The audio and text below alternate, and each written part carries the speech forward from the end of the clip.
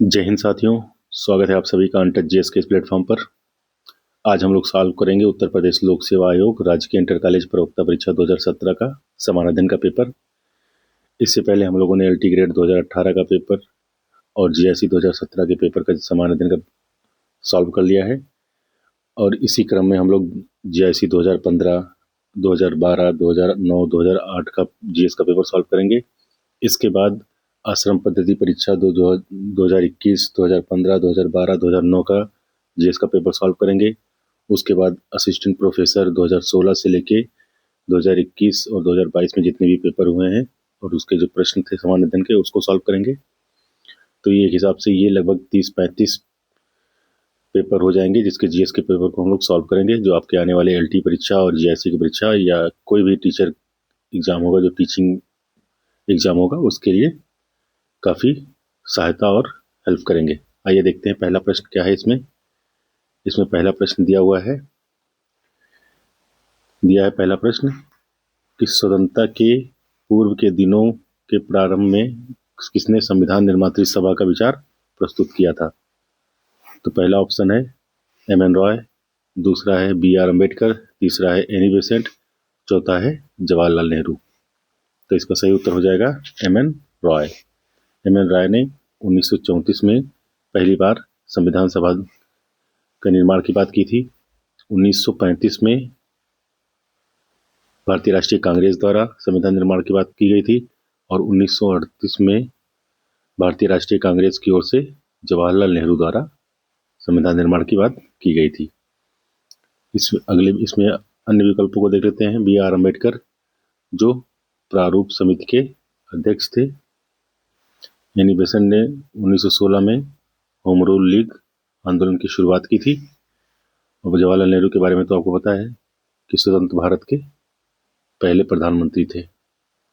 ठीक है, इन्होंने पूर्ण स्वतंत्रता की मांग लाहौर अधिवेशन 1929 में इनकी अध्यक्षता में पूर्ण स्वतंत्रता की बात की गई थी। क्लियर।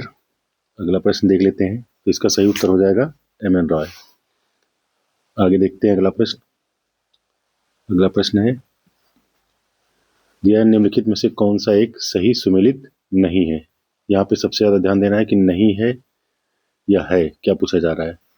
पहला ऑप्शन है कर्नाटक का प्रथम युद्ध 1746 से 48, कर्नाटक का द्वितीय युद्ध 1750 से 52, कर्नाटक का तृतीय युद्ध 1758 से 63, पानीपत का तृतीय युद्ध 1761। तो इसका सही उत्तर हो जाएगा कर्नाटक का द्वितीय युद्ध, जो सही सुमेलित नहीं है। कर्नाटक का दूसरा युद्ध हो रहेगा, वो हुआ था कर्नाटक का दूसरा युद्ध 1749 से 1754 के बीच में। ठीक है, अन्य सभी विकल्प सही सुमेलित हैं। आगे देख लेते हैं अगला प्रश्न है। आइए देखते हैं अगला प्रश्न क्या दिया हुआ है। अगला प्रश्न दिया है लीलावती के लेखक कौन थे यानी थे। पहला है महावीराचार्य, दूसरा है हेमचंद्राचार्य, तीसरा है भास्कराचार्य और चौथा है कालकाचार्य। तो इसका सही उत्तर हो जाएगा भास्कराचार्य। भास्कराचार्य लीलावती के लेखक थे।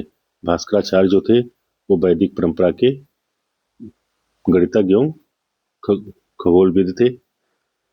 भास्कराचार्य ने लीलावती नामक पुस्तक लिखी थी। 1150 ईस्वी में लीलावती जो है वो सिद्धांत शिरोमणि के प्रथम खंड के रूप में लिखी गई थी।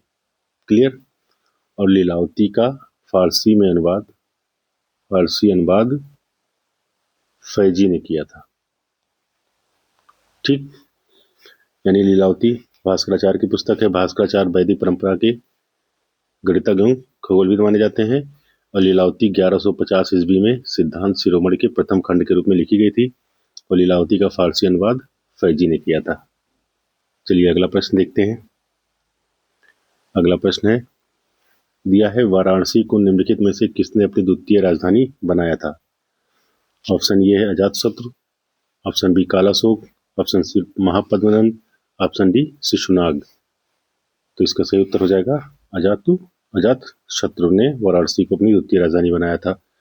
वाराणसी जो है वो काशी महाजनपद की राजधानी थी। कौशल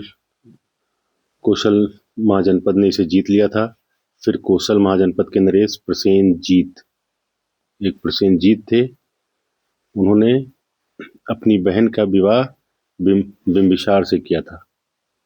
बिंबिसार से किया था और वाराणसी को दहेज में बिंबिसार को दे दिया गया था। बाद में अजातशत्रु ने इसे अपने कब्जे में लेके वाराणसी को दूसरी राजधानी बनाया था। क्लियर? यानी वाराणसी जो है वो काशी महाजनपद की राजधानी थी। कौशल ने बाद में उसे जीत लिया। फिर कौशल नरेश प्रसेनजीत ने बिंबिसार से अपनी बहन की शादी करवाई और शादी में ही वाराणसी को बिंबिसार को दहेज के रूप में दे दिया था। फिर अजातशत्रु ने वाराणसी को अपने कब्जे में करके उसको द्वितीय राजधानी बनाई थी। और आपको बता दें कि जो बिंबिसार था, बिंबिसार हरण्यक वंश का संस्थापक था। हरण्यक वंश। क्लियर? अजातशत्रु हरण्यक वंश का शासक था। अजातशत्रु को इसी हरण्यक वंश को हंता वंश कहा जाता है, यानी अपने पिता को मारने वाला वंश। तो अजातशत्रु बिंबिसार को मारा था, ये क्लियर हो गया। इसमें देखते हैं शिशुनाग जो था वो शिशुनाग वंश का संस्थापक था। शिशुनाग वंश का संस्थापक था और कालाशोक इसी शिशुनाग वंश का दूसरा शासक था, यानी शिशुनाग का बेटा था, पुत्र था। महापद्मनंद ने नंद वंश की स्थापना की थी। क्लियर? ये चारों विकल्प की व्याख्या हो गई। आइए अगला देखते हैं। अगला प्रश्न है, पांचवा प्रश्न दिया है, एका आंदोलन कब प्रारंभ किया गया था? अर्थात एका आंदोलन कहाँ प्रारंभ हुआ था? इसका पहला ऑप्शन है महाराष्ट्र के किसानों द्वारा, दूसरा है बंगाल के किसानों द्वारा, तीसरा है पंजाब के किसानों द्वारा, चौथा है उत्तर प्रदेश के हरदोई, बाराबंकी एवं अन्य स्थानों के किसानों द्वारा। तो इसका सही उत्तर हो जाएगा ऑप्शन डी, उत्तर प्रदेश के हरदोई, बाराबंकी एवं अन्य स्थानों के किसानों द्वारा। एक आंदोलन की शुरुआत जो हुई वो 1921 में मदारी पासी के द्वारा। क्लियर? मदारी पासी के द्वारा शुरू की गई थी और ये उच्च भू राजस्व के विरुद्ध शुरू की गई थी। उच्च भू राजस्व यानी जो भू राजस्व की दर थी बहुत ऊंची थी, उसी के खिलाफ शुरू की गई थी।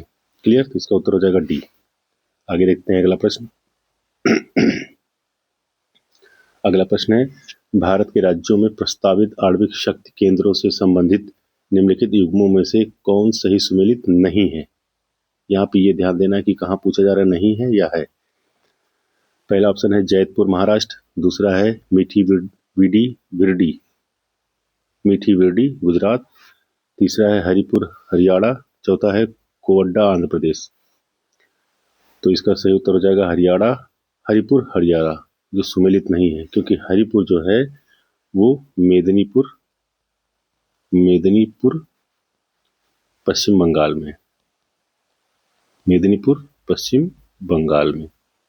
क्लियर? बाकी अन्य सभी सही सुमेलित हैं।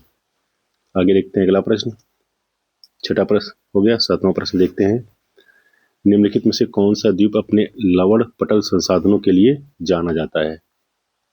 पहला है आइल ऑफ मैन, दूसरा है सेंट मार्टिन द्वीप, तीसरा है नॉरफॉक द्वीप, चौथा है परासल द्वीप। तो इसका सही उत्तर हो जाएगा सेंट मार्टिन द्वीप। क्लियर? सेंट मार्टिन द्वीप की खोज 1493 ईस्वी में कोलंबस ने की थी। किसने की थी? कोलंबस ने की थी। और ये उत्तर पूर्व सेंट मार्टिन द्वीप जो है ये उत्तर पूर्वी कैरिबियन सागर में स्थित है। कैरिबियन सागर में स्थित है। क्लियर? आगे देखते हैं अगला प्रश्न। आठवां प्रश्न क्या है? आठवां प्रश्न दिया है, निम्नलिखित में से कौन सी नदी भ्रंश घाटी से होकर प्रवाहित होती है यानी बहती है भ्रंश घाटी से? पहला ऑप्शन है तापी, दूसरा ऑप्शन है कृष्णा, तीसरा है महानदी, चौथा है गोदावरी। तो इसका सही उत्तर हो जाएगा, एक मिनट इसको ऊपर कर लेते हैं, इसका सही उत्तर हो जाएगा तापी। तापी नदी जो है वो भ्रंश घाटी से होकर बहती है, भ्रंश घाटी से होकर बहती है और ये सतपुड़ा पर्वत से निकलती है, जो पश्चिम की ओर बहते हुए अरब सागर के खंबात की खाड़ी में गिरती है। खंबात की खाड़ी में गिरती है। तो ये भ्रंश घाटी से होते हुए सबसे पहले सतपुरा पहाड़ी से निकलती है, भ्रंश घाटी से बहते हुए पश्चिम की ओर अरब सागर में जाती है और अरब सागर के खंबात की खाड़ी में अपना जल गिराती है और यही ये एस्चुरी का निर्माण करती है। खंबात की खाड़ी में एस्चुरी का निर्माण करती है। आइए अन्य विकल्पों को देख लेते हैं। इसमें जो है महानदी जो है आपका, ये छत्तीसगढ़ के सिहावा पर्वत से निकलती है। छत्तीसगढ़ के सिहावा पर्वत से निकलती है।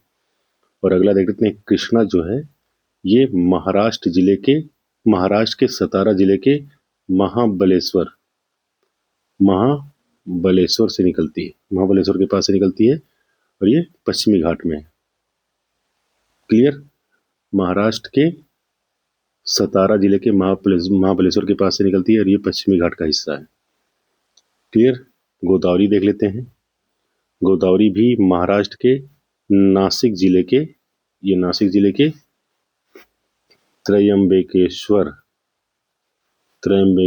के पास एक मिनट, त्रयंबकेश्वर के पास ब्रह्मगिरी के पास से निकलती है। क्लियर? और ये भी पश्चिमी घाट का हिस्सा है। क्लियर? महाराष्ट्र के त्रयंबकेश्वर के पास ब्रह्मगिरी पहाड़ी से निकलती है और ये पश्चिमी घाट का हिस्सा है। आगे देखते हैं अगला प्रश्न। 9वां प्रश्न है, मौलिक अधिकारों की अवधारणा ली गई है। पहला है यूएसए के संविधान से, दूसरा है कनाडा के संविधान से, तीसरा है ग्रेट ब्रिटेन के संविधान से, चौथा है रूस के संविधान से। तो इसका सही उत्तर हो जाएगा ऑप्शन ए, मौलिक अधिकार यूएसए के संविधान से लिया गया है। मौलिक अधिकारों का प्रावधान भाग 3 में और अनुच्छेद 12 से 35 तक। क्लियर? 12 से 35 तक। कनाडा के संविधान से संघीय व्यवस्था यानी संघीय प्रणाली लिया गया है। रूस के संविधान से मौलिक कर्तव्य लिए गए हैं। क्लियर? और ब्रिटेन के संविधान से संसदीय व्यवस्था का प्रावधान लिया गया है। क्लियर? ये चारों विकल्प हो गए। अगला प्रश्न देखते हैं। 10वां प्रश्न क्या है? दिया है भारत का राष्ट्रपति चुना जाता है। पहला ऑप्शन लोकसभा द्वारा, दूसरा राज्यसभा द्वारा, तीसरा संसद के सदस्यों द्वारा, चौथा संसद एवं राज्य विधानसभाओं के द्वारा। तो इसका सही उत्तर हो जाएगा ऑप्शन डी, संसद एवं राज्य विधानसभाओं के सदस्यों द्वारा। और ये संसद एवं राज्य विधानसभाओं के जो सदस्य होते हैं वो एक चीज याद रखना है कि निर्वाचित सदस्यों द्वारा। क्लियर? निर्वाचित सदस्यों द्वारा।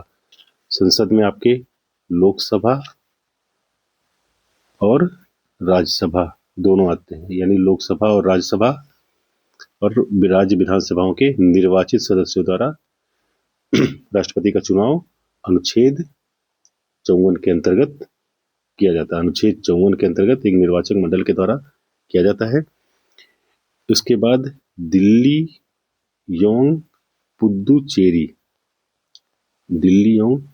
पुदुचेरी के विधानसभाओं के निर्वाचित सदस्य भी इसमें शामिल होते हैं। क्लियर?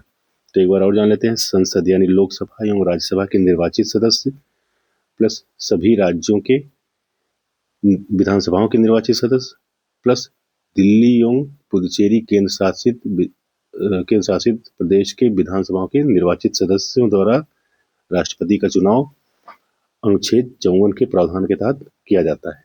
क्लियर? और अनुच्छेद 53 जो है वो ये कहता है कि संघ की समस्त कार्यपालिक शक्तियां राष्ट्रपति में निहित होंगी। क्लियर? तो अनुच्छेद 53 हो गया, संघ की शक्ति कार्यपालिक शक्ति राष्ट्रपति में निहित होगी। और 54 में राष्ट्रपति का निर्वाचन एक निर्वाचक मंडल के द्वारा होता है, जिसको हमने बता दिया कि कौन कौन शामिल होते हैं। अगला प्रश्न देखते हैं।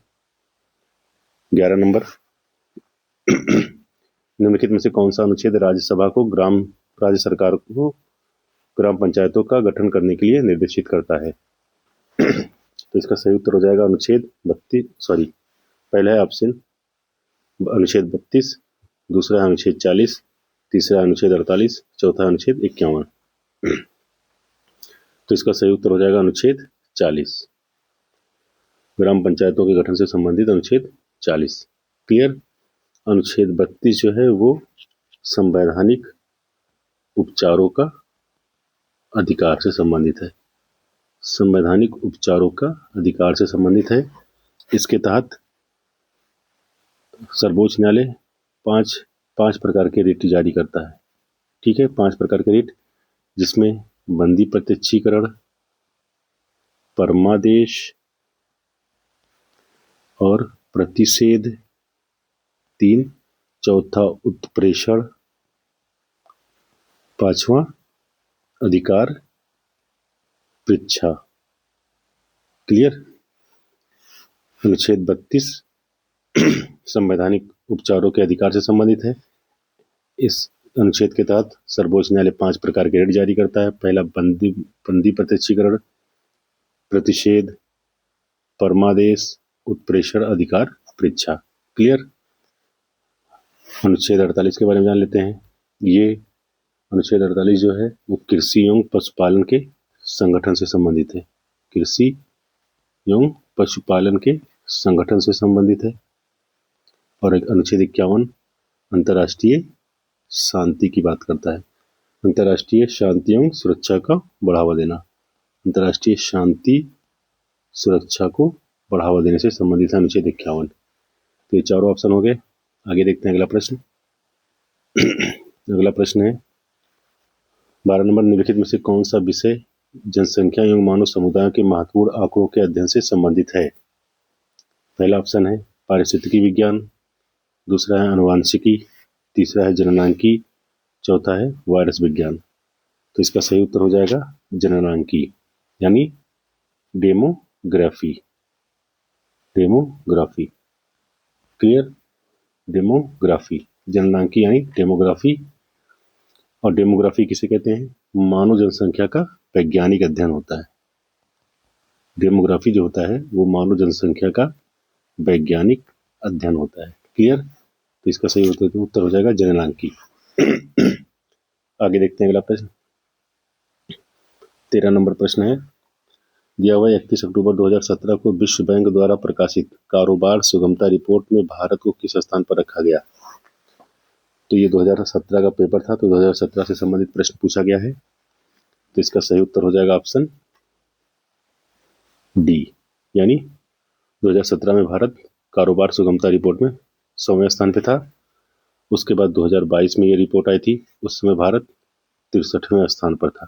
क्लियर। 2021 से इसका प्रकाशन बंद कर दिया गया। 2020 के बाद से इसका रिपोर्ट नहीं आया। क्लियर। आगे देखते हैं अगला प्रश्न। 14वां प्रश्न है, निम्नलिखित में से किसे 15वें वित्त आयोग का अध्यक्ष नामित किया गया है। ऑप्शन है एन के सिंह, बी है शशिकांत दास, तीसरा है अशोक लवासा, चौथा है वाई डी रेड्डी। तो इसका सही उत्तर था एन के सिंह, जो कि 15वें वित्त आयोग के अध्यक्ष थे। इनकी सिफारिशें 2021 से 2026 तक लागू होंगी। क्लियर। 2000 होगी।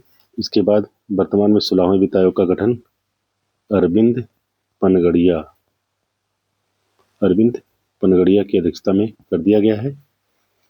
और इसकी रिपोर्ट 2026 से 2031 तक के लिए लागू होंगी, यानी प्रभावी होंगी। Clear.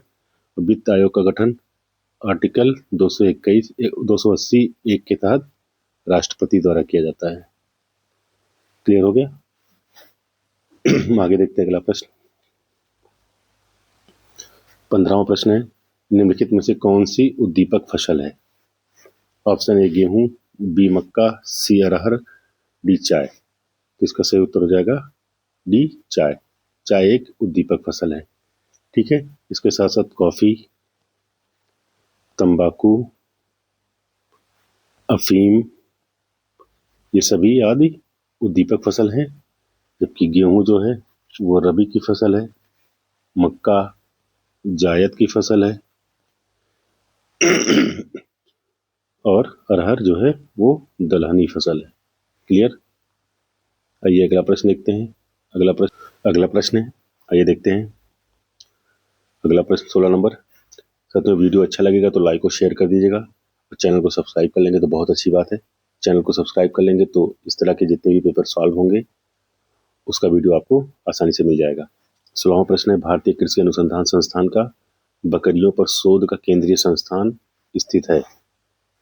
Option A Bharatpur, option B Makhdoom Mathura, option C Bikaner, option D Aligarh. तो इसका सही उत्तर हो जाएगा ऑप्शन बी, मखदूम मथुरा में बकरियों का शोध का से केंद्रीय संस्थान है। भरतपुर में भारतीय सरसों अनुसंधान से, ठीक है, भारतीय सरसों अनुसंधान संस्थान स्थित है। जबकि बीकानेर में राष्ट्रीय ऊंट ऊंट अनुसंधान संस्थान तथा केंद्रीय शुष्क बागवानी अनुसंधान संस्थान स्थित है। आगे देखते हैं अगला प्रश्न 17वां। किसान दिवस मनाया जाता है। ऑप्शन है ए है 23 अक्टूबर को, ऑप्शन बी है 23 नवंबर को, ऑप्शन सी है 23 दिसंबर को, ऑप्शन डी है 23 सितंबर को। तो इसका सही उत्तर हो जाएगा ऑप्शन सी, 23 दिसंबर को किसान दिवस मनाया जाता है। और ये किसान दिवस क्यों मनाया जाता है? क्योंकि इसी दिन चौधरी चरण सिंह की जयंती थी। चौधरी चरण सिंह की जयंती के रूप में किसान दिवस मनाया जाता है और ये भारत के 5वें प्रधानमंत्री थे और किसान नेता के रूप में प्रसिद्ध थे चौधरी चरण सिंह। क्लियर। 23 सितंबर को राष्ट्रीय आयुर्वेद दिवस मनाया जाता है। राष्ट्रीय आयुर्वेद दिवस मनाया जाता है 23 सितंबर को। और 23 अक्टूबर को अंतर्राष्ट्रीय हिम तेंदुआ दिवस मनाया जाता है। क्लियर। 23 सितंबर को आयुर्वेद दिवस राष्ट्रीय, ये तो हो गया किसान दिवस, और ये 23 अक्टूबर अंतर्राष्ट्रीय हिम तेंदुआ दिवस मनाया जाता है। आगे देखते हैं अगला प्रश्न। अगला प्रश्न है, भारतवर्ष में प्रथम कृषि विज्ञान केंद्र की स्थापना की गई थी। ऑप्शन ये है 1970 ईस्वी में, ऑप्शन बी है 1972 ईस्वी में, ऑप्शन सी है 1974 ईस्वी में, ऑप्शन डी है 1976 ईस्वी में। तो इसका सही उत्तर हो जाएगा ऑप्शन सी, 1974 ईस्वी में प्रथम कृषि विज्ञान केंद्र की स्थापना हुई थी। और ये कहाँ हुई थी? पुदुचेरी में पहला कृषि विज्ञान केंद्र की स्थापना हुई थी 1974 में पुदुचेरी में। अगला प्रश्न देखते हैं। अगला प्रश्न है 19वां, दिया है, निम्नलिखित में से कौन सी महिला भारतीय महिला हॉकी टीम की कप्तान थी जब टीम ने नवंबर 2017 में एशिया कप जीता था। ऑप्शन है रानी रामपाल, बी ऑप्शन है नवजोत कौर, सी ऑप्शन है सविता पूनिया, डी ऑप्शन है दीप ग्रेश। तो इसका सही उत्तर हो जाएगा ऑप्शन ए रानी रामपाल। यानी नवंबर 2017 में जब भारतीय महिला टीम ने एशिया कप हॉकी जीता था, यानी हॉकी का एशिया कप जीता था, तो उस समय भारतीय महिला टीम की कप्तान रानी रामपाल थी और भारत ने चीन को हराया था।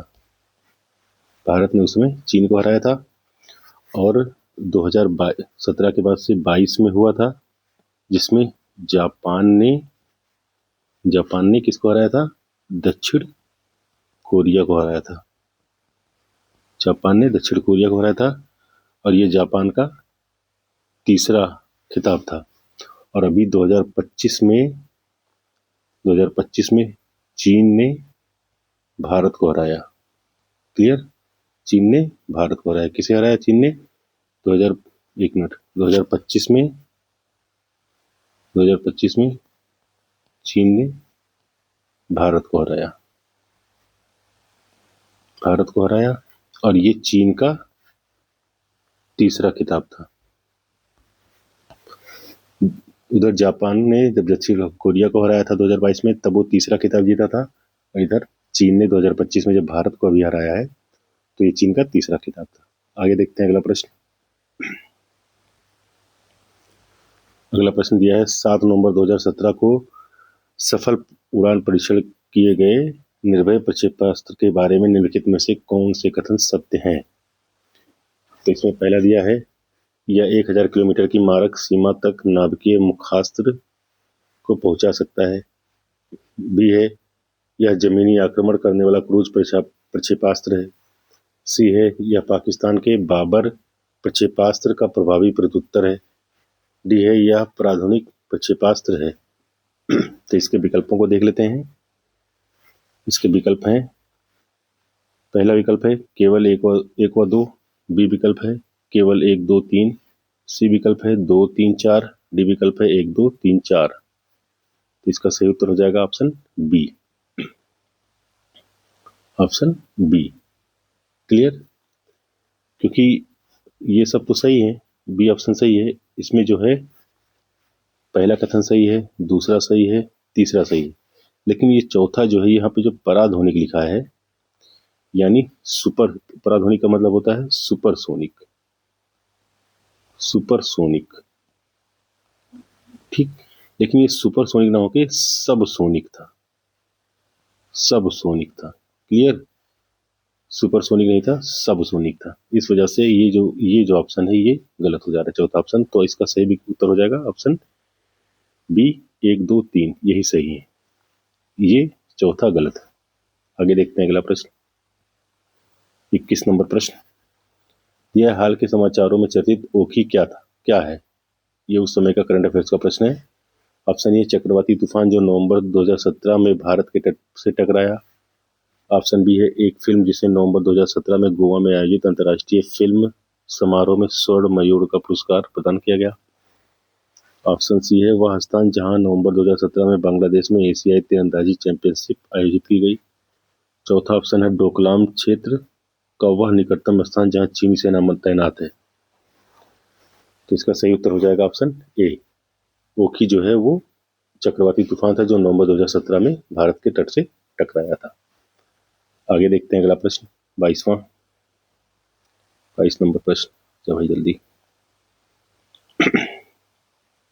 22 नंबर प्रश्न ये रहा, यह उत्तर प्रदेश के कुल शहरी स्थानीय निकायों की संख्या जिनके लिए उत्तर प्रदेश में नवंबर 2017 में चुनाव संपन्न हुए थे। यानी 2 नवंबर 2017 की बात की जा रही है। तो ऑप्शन ये है, फर्स्ट है 653, ऑप्शन बी है 652, ऑप्शन सी है 651 और ऑप्शन डी है 650। तो इसका सही उत्तर हो जाएगा 652। उस समय 2017 में 652 शहरी स्थानीय निकाय थे। और वर्तमान में जो है वो कितने हैं? वर्तमान में जो है वो 762 हैं। क्लियर? जिसमें 17 जो है 17 नगर निगम है, 17 नगर निगम है, 200 जो है वो नगर पालिका परिषद है, नगर पालिका परिषद है। और 545 यानी 545 जो है वो नगर पंचायतें हैं।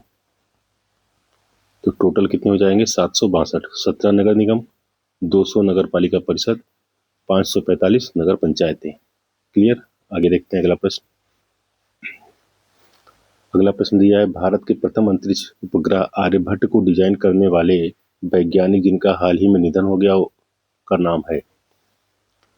तो इसका पहला ऑप्शन दिया हुआ है professor U.R. Rao, B option professor Yashpal, C option professor C.N.R. Rao, D option doctor S. Kiran Kumar. तो इसका सही उत्तर हो जाएगा option A, professor U.R. Rao. Clear? इन्होंने 1975 में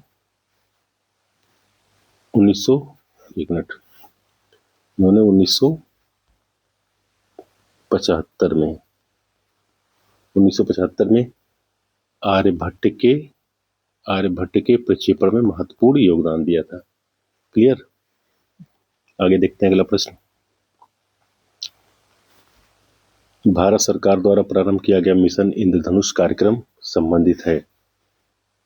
ऑप्शन ए है बच्चों की शिक्षा से, ऑप्शन बी है टीकाकरण, बच्चों के टीकाकरण से, ऑप्शन सी है सामाजिक उत्थान से, ऑप्शन डी है इनमें से कोई नहीं। तो मिशन इंद्रधनुष का जो कार्यक्रम का जो संबंध था वो बच्चों के टीकाकरण से संबंधित था और इसकी शुरुआत 25 दिसंबर 2014 को हुई थी। 25 दिसंबर 2014 को हुई थी और ये 7 रोगों के खिलाफ एक प्रकार का टीकाकरण अभियान था, जिसमें टीबी यानी तपेदिक और polio, TB, polio, hepatitis B, उसके बाद डिप्थीरिया, काली खांसी और टिटनेस और खसरा के लिए था। क्लियर। किसके लिए था? टीबी हो गया, डिप्थीरिया, काली खांसी, टिटनेस, खसरा, हेपेटाइटिस बी, पोलियो, इन सब के लिए था। 7 रोगों के लिए था। ठीक है। आगे देखते हैं अगला प्रश्न। समान फोकस दूरी वाले कांच के 2 लेंस जिनमें एक उत्तल तथा दूसरा अवतल लेंस है, एक दूसरे से सटाकर रखे गए हैं, इस युग्म का व्यवहार होगा। ऑप्शन ए है अभिसारी लेंस की भांति, ऑप्शन बी है अपसारी लेंस की भांति, ऑप्शन सी है कांच की समतल चादर की भांति, ऑप्शन डी है दर्पण की भांति। तो इसका सही उत्तर हो जाएगा ऑप्शन सी, कांच की समतल चादर की भांति। क्लियर। कांच की समतल चादर की भांति। आगे देखते हैं अगला प्रश्न। अगला प्रश्न है निम्नलिखित में से कौन सा युग्म सही सुमेलित नहीं है। यहां बहुत ध्यान देना है कि कहां नहीं है पूछ रहा है, कहां है पूछ रहा है। क्लियर। तो इसमें एक तरफ यौगिक दिया है, दूसरी तरफ वर्गीकरण दिया हुआ है। इसमें ऑप्शन ए है सैक्रिन, उसके सामने दिया हुआ है कार्बोहाइड्रेट, बी है एड्रीनालिन, उसके सामने हार्मोन दिया हुआ है, सी है थायमिन, इसके सामने विटामिन दिया हुआ है, डी है कैरेटिन, इसके सामने प्रोटीन दिया हुआ है। तो बताना है इसमें कौन सही सुमेलित नहीं है। तो इसका सही उत्तर हो जाएगा ऑप्शन ए, सैक्रिन। ये कार्बोहाइड्रेट नहीं है। सैक्रिन जो है एक कार्बनिक जो है वो यौगिक है, कार्बनिक यौगिक है। ये इसे कृत्रिम मिठास के लिए प्रयोग किया जाता है। यानी शुगर के पेशेंट वगैरह, या जो होता नहीं है ऊपर से डाल दो तो मिठास आ जाती है, तो कृत्रिम मिठास के लिए इसका प्रयोग किया जाता है। बाकी अन्य सभी सही है। एड्रेनालिन हार्मोन है, थायमिन विटामिन है, कैरेटिन प्रोटीन है। बस सैक्रिन जो है वो कृत्रिम मिठास के लिए प्रयोग होता है। क्लियर। आगे देखते हैं अगला प्रश्न 27 नंबर, ये मैथ का प्रश्न है। अगला प्रश्न 28 नंबर, ये भी मैथ का प्रश्न है। 29 नंबर, ये भी मैथ का प्रश्न है। 30 नंबर देखते हैं, ये भी मैथ का प्रश्न है। तीसरा, इस पेपर में केवल 30 प्रश्न थे, तो ये जीएस का जो पेपर था इसको हम लोगों ने सॉल्व कर लिया है। 30 प्रश्न थे। तो वीडियो अच्छा लगा हो तो लाइक और शेयर कर दीजिएगा। चैनल को सब्सक्राइब कर लेंगे तो बहुत अच्छी बात है। चैनल को सब्सक्राइब कर लेंगे तो इस श्रृंखला की जितने भी वीडियोस हैं, जितने भी हम पेपर सॉल्व करेंगे, उसका वीडियो आपको आसानी से मिल जाएगा। तो चलिए मिलते हैं नेक्स्ट वीडियो में। तब तक के लिए नमस्कार।